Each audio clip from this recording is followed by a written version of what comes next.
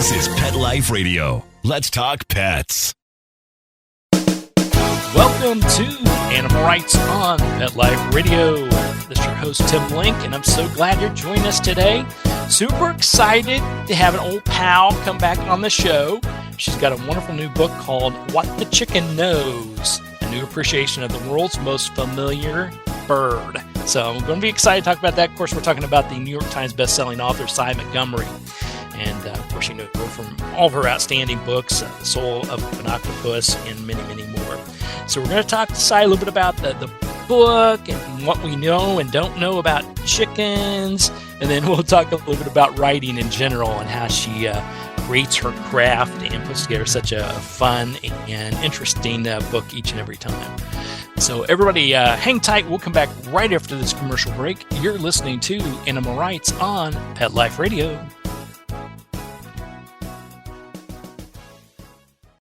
Hi, this is Tim Link, animal communicator and pet expert and host of Animal Rights on Pet Life Radio. Have you ever wanted to know what your pet is really thinking? Do you want to find out if they truly understand what you're trying to tell them? Or wish you could build a better understanding and closer relationship with your pet? Well, now you can. Learning to Communicate with Animals is a 4-part on-demand workshop. In the workshop, you'll learn the essential techniques that are necessary to communicate with animals, including what is animal communication, breathing correctly to achieve the perfect state to communicate with your animals at a deeper level, using guided meditation exercises, a method to communicate with animals, and how to send and receive information from your animals. So if you're wanting to learn how to communicate and connect with your animals at a deeper level, visit petliferadio.com/workshop and purchase and download Learning to Communicate with Animals. You'll be glad you did. Let's Talk Pets on PetLifeRadio.com. Welcome back to Animal Rights on Pet Life Radio. Joining us now is New York Times bestselling author. You know her from The Soul of an Octopus, and you'll soon to know her from her latest book, What the Chicken Knows, a new appreciation of the world's most familiar bird. Of course, we're talking to Sy Montgomery. Sy, welcome back to the show. Oh, I'm so glad to be with you again. We're thrilled to have you back on. I always love it, when I get contact, say, hey, Sy's got a new book coming out, because it's always, to me, it's very interesting, it's very intriguing, but it's also very quirky, because, you investigate, what the octopus knows. And so we're not talking about just dogs and cats. And in this case, we're talking about a chicken, or the chickens, or all chickens, or the superior bird of all time, the chicken. So tell us a little bit about the book, What the Chicken Knows. Well, everyone, even if you can't identify a robin or tell a robin from a crow, everyone knows what a chicken is.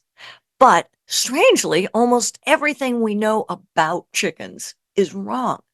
If you ask most people who don't have chickens, what do you know about chickens? They'll often say, oh, they're really stupid birds. Or they'll say, ooh, they're dirty. Or they'll say they're nasty tempered. And this is absolutely false. And I think it might come from folks who met chickens in a bad way. I mean, most of us have, I don't, but many of us, our most intimate relationship with chickens occurs when they're lying dead and cooked on your plate. And this is not the best way to get to know anybody. So I got to know chickens who were allowed to roam completely freely all over our 8 acres. They eventually annexed our neighbor's yard as well, did not cross the street. And I got to watch them interact with another flock of chickens. I got to be able to understand a little bit of what they were saying. I got to see how important their social life was. And how intelligent they really are. They're not just these feathered automatons that walk around saying, buck, buck, buck, buck, ah. A master writer and a voiceover artist. So I think he got so much fast. And, the interesting thing you say about that, because I think you're absolutely right. When we often think about chickens, we think about, if those who eat meat, how they're consumed, or we see them just walking around aimlessly. I know my grandparents had chickens all over their farm, and it was for food, purposes, but you just see them rambling around everywhere. But then I got to know a little bit more about them myself. And actually, one of our neighbors, until the homeowner association found out about it, we don't have 8 wonderful acres around in our establishment, but our neighbors had one. It was very decorative, and it was a pet, and it was one that she kept indoors for the most part. So I think that the enamored part of it is people look at the basic chicken that we see, the white feathered chicken often, or the brown feathered chicken, but actually the chicken has a long history and a very colorful history as well. Now, they've been domesticated for a very long time, and they come from, as I'm sure you know, they come from the Asian jungle fowl. And I have met wild Asian jungle fowl in Asia, of all places, and they look exactly like the chicken on the Kellogg's cornflakes box. I mean, they just look like they jumped right off that box. Um, but people have bred chickens to look every which way. The only animal I can think of that might be more plastic in its many breeds might be pigeons or dogs.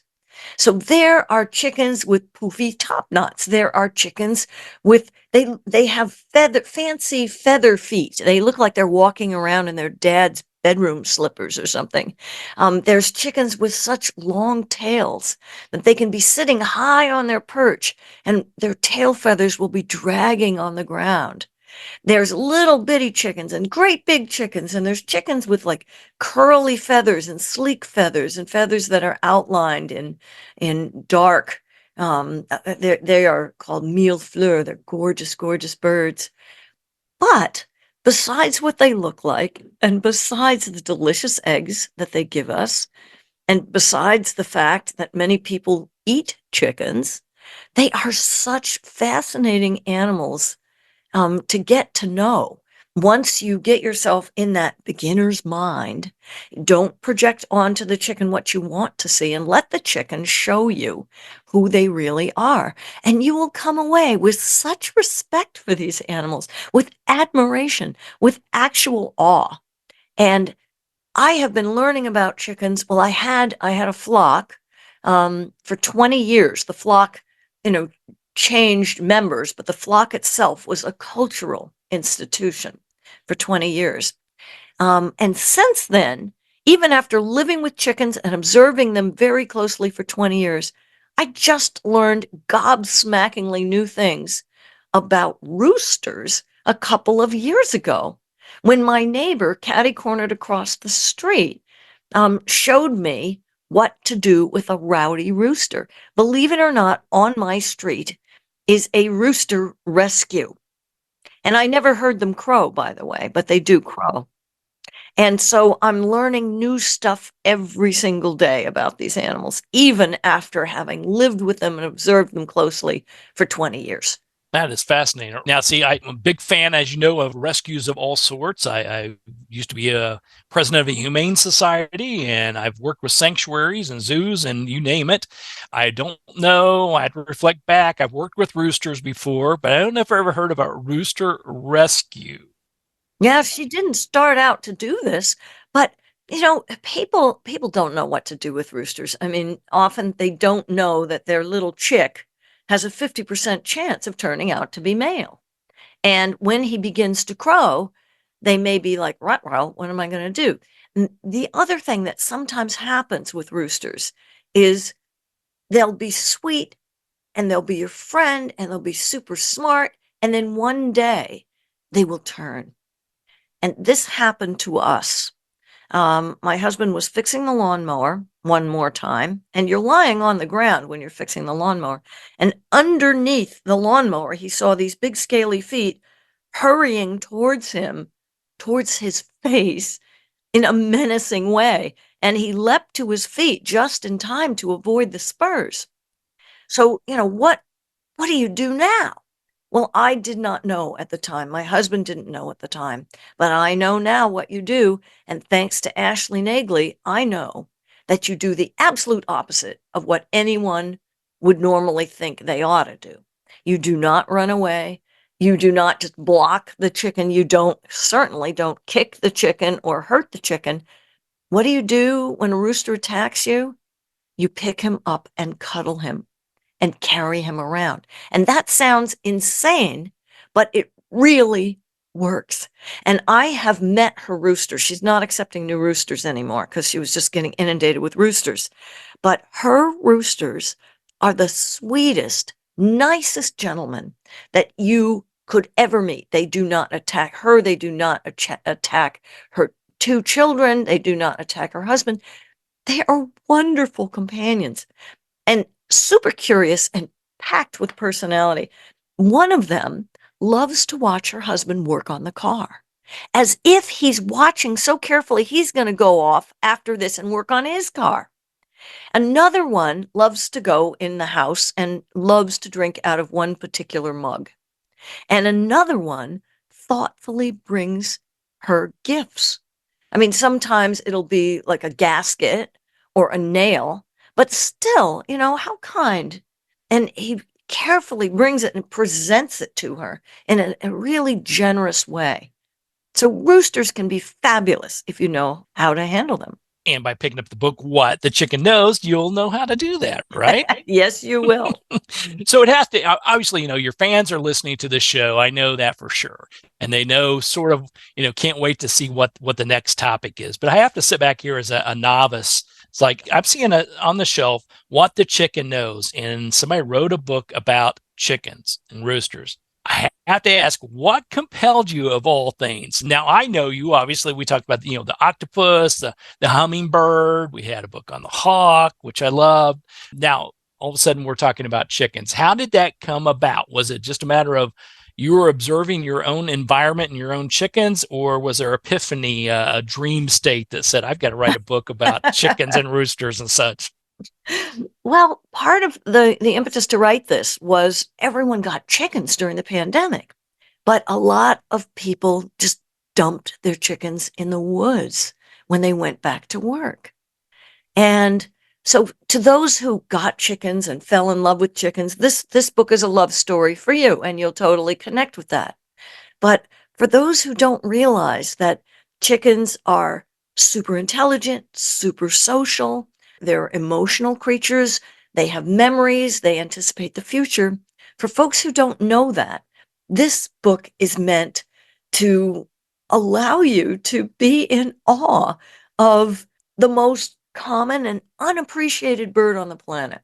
Very good. I love that. I love that. Well, I've had clients, like I mentioned before, over the years, contact me about their own pet chickens and pet roosters. And when I get contacted, it's either a behavioral issue with them or one that's missing, one that's lost or even been stolen. Oh. And so I get contacted. And I, even to this day, I've been doing this type of work for 20 years. And I step back, someone sends me a note saying, my chicken's missing. And you think, okay, I need to invest. Find it. Yeah, because I can't find my chicken. I'm like, okay, is this real or not? Because I think you're right. We think a lot about, most of us that love animals. We think about the animals in our life and, domesticated, say dogs and cats, maybe horses, things of this sort. But, that's changed over the years. Now a domesticated animal, especially with our younger Gen Zs, we'll say, bearded dragons and spiders and snakes and all these things are domesticated animals, these type of things. And then, of course, then you're talking about when you're dealing with wildlife sanctuaries, so on and so forth. But I don't think people have recognized that necessarily all the things you mentioned on the show here, as well as in the book, that, chickens are far more than just for consumption or laying eggs. Yes, they can do that, but there's a long history and the intelligence and all the beauty in a lot of them as well. Yeah, for a chicken, the thing that strikes me so much and I find tremendously moving is that to a chicken, their social relationships are absolutely central to their lives. And this is something that we value as humans in ourselves. The average chicken can recognize at least 100 different faces, and they know who we are as well.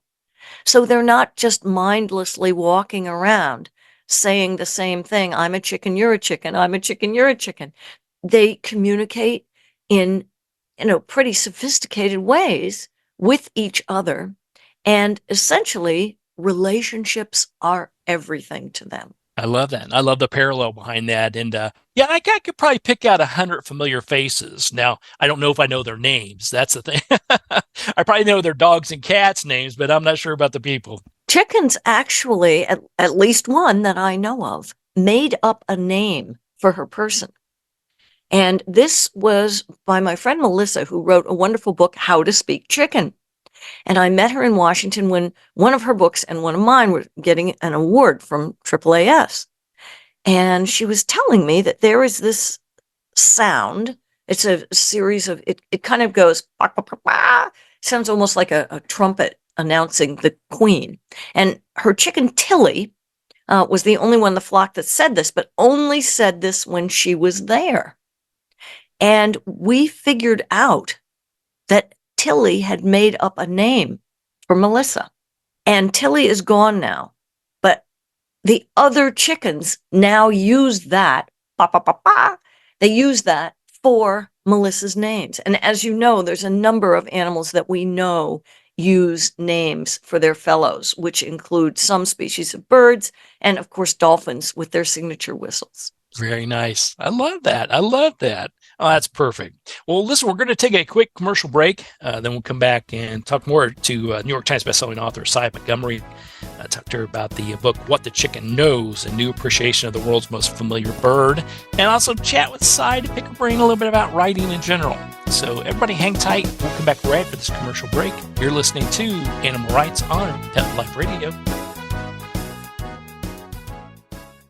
Gifts for my pets, sparkle and love, under the tree, from heaven above.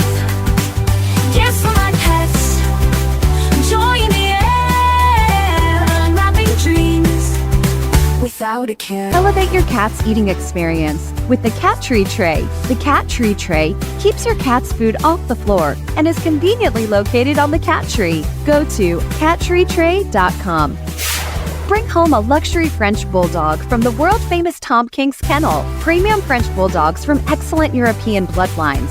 Superior puppy care and lifetime health guarantee for your perfect companion. Use code TomKingsMagic for a magical holiday discount. Visit TomKingsKennel.com and find your perfect Frenchie today. Your pets will be over the moon with sparkly jewelry from Over the Moon Jewelry. Beautiful handcrafted matching jewelry for you and your pet. Wire-wrapped, beaded contemporary necklaces, bracelets, and charms. Go to overthemoonjewelry.com. Gifts for my pets, joy in the air, unwrapping dreams, without a care. Let's talk pets Let's talk pets on Pet Life Radio. Pet Life Radio. PetLifeRadio.com. Welcome back to Animal Rights on Pet Life Radio. In your conversation with the New York Times bestselling author Sy Montgomery. Now, Sy, when putting together the book and learning more about chickens than anybody outside of Colonel Sanders probably knows. Oh, that was terrible. We'll edit that one out. Don't worry about it. But learning more and learning the fascination behind them, what's your goal in writing this particular book? When people pick it up and read What the Chicken Knows, what do you hope they gain from that? Well, I think all of my books are really love stories, and they're accounts of gratitude and awe. And the chicken was the perfect subject because here is this very, very common animal. There are 4 chickens for every human on Earth. So, there's a lot of them around. And this animal offers us an opportunity for connection, for admiration, for astonishment. But it's the commonest bird there is. So what a great thing. That was my goal as, my pan of praise to my friends who were chickens. There you go. I love that. I love that.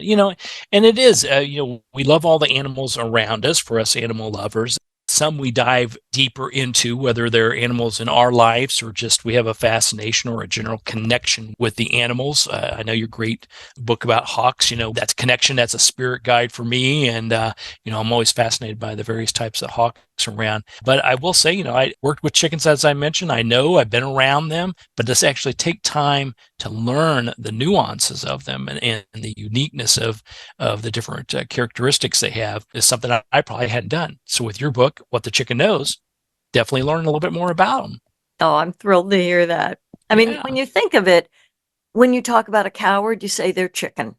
When you talk about someone stupid, you say they're a bird brain. And all of these things are false. I can tell you amazing stories of roosters who chased off a fox. I can tell you of mother hens that risked everything for their youngsters. They're not fraidy cats. They're extremely brave, but you got to remember, because they're birds, they're made of air, which should increase our admiration for their courage when they do show it. But they're also not idiots, because, if a big predator's coming after you, very often the smartest thing you can do is retreat and hide. And deciding on a good place to hide requires, one, it requires memory of the last time this happened and anticipation of what's going to happen next.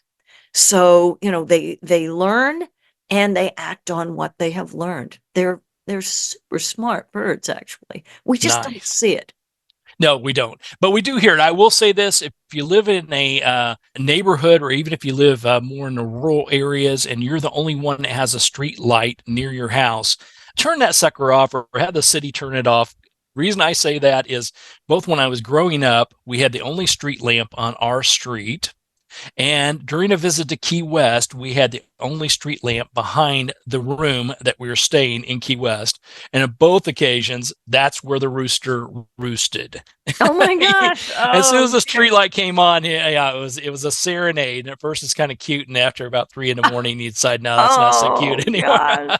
gosh. Wow. Well, that's real good advice, Tim, too, for all wildlife, because artificial lighting is a big problem for migrating birds. It's a death trap for all kinds of night flying insects, many of whom are pollinators. It's bad for bats in many ways, because they'll be attracted to the insects and smack into, some car that's going by.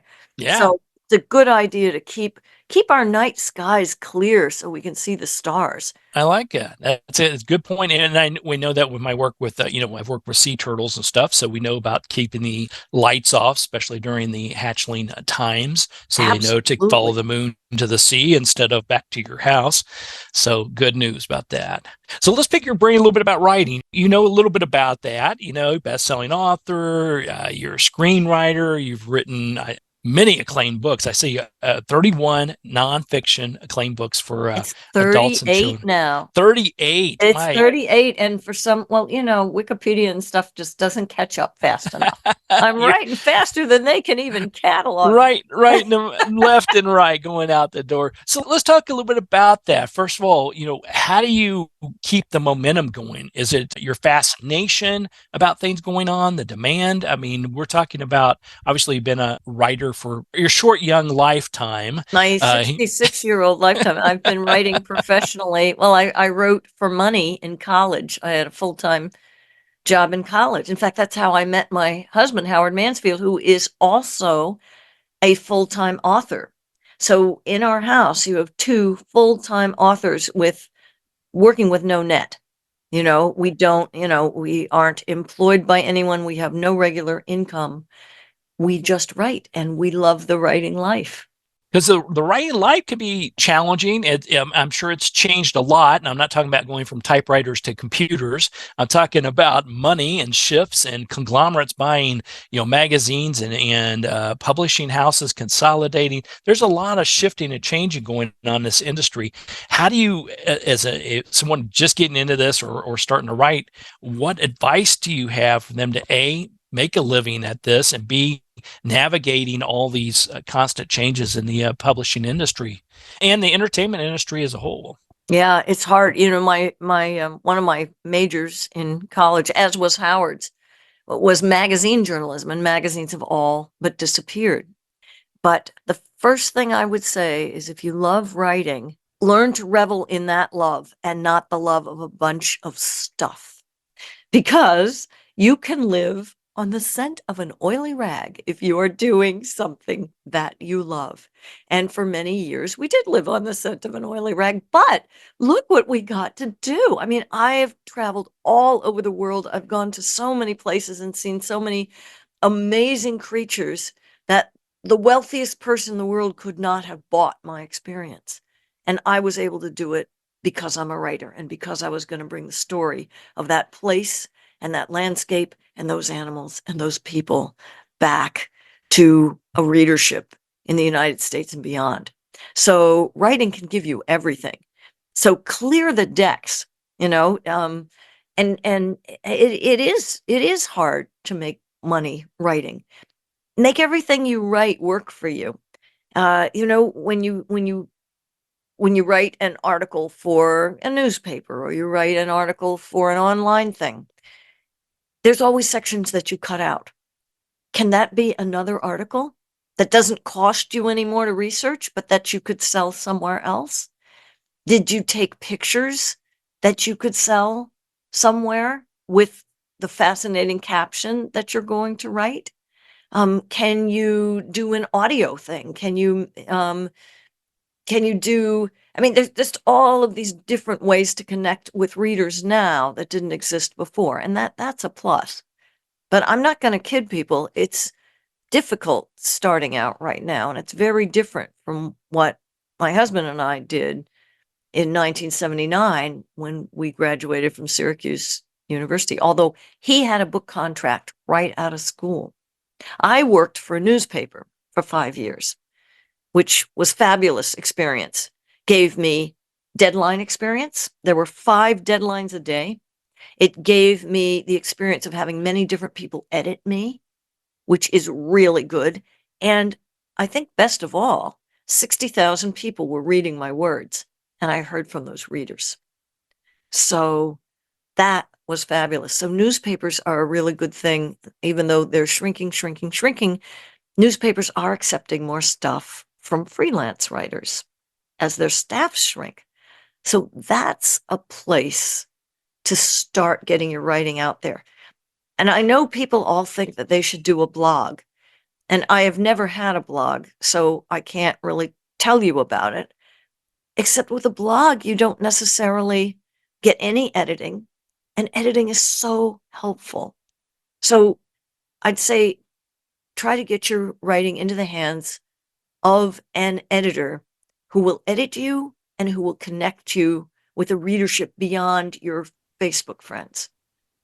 There you go. That makes sense. It's a whole different gambit. And you get a different skill set there. And it's hard. You're right. It's hard to find good editors or editors at all. Right. Even when you land a publishing deal, if you can get an editor who's willing to spend time with your manuscript and give you insight to what you're writing is hard to come by nowadays. I found one of the most fascinating. I've been part of a couple of clubs, organizations, whether I'm here in the Georgia area, so part of the Georgia Writers Association, Atlanta Writers Club, etc.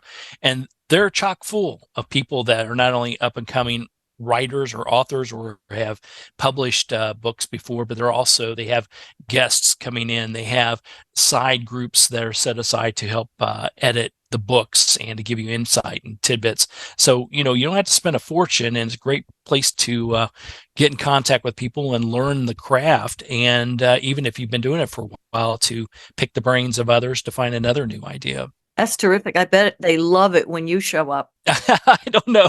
I think they put the no sell sign on the door or something. We're out for lunch or something when I show up. But it's true. I can remember having talks over the years, and people say, "Well, how do you get into the whole writing game, publishing? What do you?" And one of the first questions I ask them is, "What do you want to be? If you want to be an author, what do you want to be?" And they're all like, "Well, I want to be a best-selling author and make tons of money." I'm like, well, yeah, so do 99% of the other people, because only 1% actually get to that realm. But there are plenty of opportunities to write in. I think, and with the downsizing and the consolidation of the industry and making it tougher in a lot of the cases, there's also more opportunities. There's more, like you said, more avenues to get your message out there than there ever was before. So I think that's the key. I think you hit it spot on. You write and you write and you write, and you find ways to rewrite what you've written and get the message out in a different format or for a different area. And even the money's a nickel here, a nickel there, it's more nickels than you had before you started. That's right. And you can live well very cheaply, as we have learned. We, between us, Howard and I have more than 50 books that we've published. But for many years, we were not exactly rolling in the money, but we were always happy. So if you want to be a best-selling author and make a whole lot of money, I say pare that down. If you want to be an author, don't count on it being a bestseller right away, and don't count on making a lot of money. You hit it spot on. I mean, even if you talk to some of the biggest names out there, oftentimes you'll hear them called as an overnight sensation. It's like, yeah, an overnight sensation that took 20 years. Right, exactly. That's totally true. And you know what? One time I went out to dinner with Peter Matheson, who wrote The Snow Leopard, and who was a National Book Award winner. And, he was like a god up there, He was paying for the dinner because I had no money. He ordered a lot of stuff. I mean, I think he had like a soup, and then he had food, and then he had liquor. And I had this little tiny thing. Well, his credit card was declined. And I thought, oh my gosh, this is my hero. He's been writing, he's the pinnacle of success. And they're sending back his credit card. And I had to pay for it. And we didn't have the money. Oh my gosh. He made it good though. He went back to New England Aquarium, which was where the two of us were both speaking on a panel, and got them to cover it. There you go. There you go. Hint number one, if you're going to be speaking somewhere, get them to cover everything as much as you can. Well, Sy, where can people pick up a copy of the book, What the Chicken Knows, and keep track of all the wonderful activities you got going on? Well, the book should be around stores and stuff, and online as well. Although, of course, it's always great to go into your neighborhood independent bookstore and to keep track of where I am, and if I'm speaking in your town. My webpage is symontgomery.com. My appearances are all on symontgomery.com/appearances. And there's a news section, symontgomery.com/news, which will keep you up to date on all the different great critters that I get to meet. Love it. Love it. Well, we'll get that message out, and everybody go pick up a copy of the book and learn about chickens, but also learn about great writing. It's What the Chicken Knows, a new appreciation of the world's most familiar bird by best-selling author, New York Times best-selling author, Sy Montgomery. Sy, thanks for coming back on the show. Congratulations on another successful book. And we'll look forward to having you come back on the show for the next book and the next critter you take on board. We'll see what that's going to be about. Awesome, Tim. I can't wait to talk to you again. Thank you. All right, well, we're coming to the end of the show today. I want to thank everyone for listening to Animal Rights on Pet Life Radio. I want to thank the producers and sponsors for making this show possible. If you have any questions, ideas, comments for the show, you can get a hold of us at petliferadio.com, and we'll be glad to answer your questions, entertain your comments, and bring on the people you want to hear from most. And while you're there, check out all the other wonderful shows and hosts. It's a cornucopia of fun, clucking, swimming, barking fun, petliferadio.com. So until next time, write a great story about the animals in your life, and who knows, you may be the next guest on Animal Rights on Pet Life Radio. Have a great day. Let's Talk Pets, every week on demand, only on PetLifeRadio.com.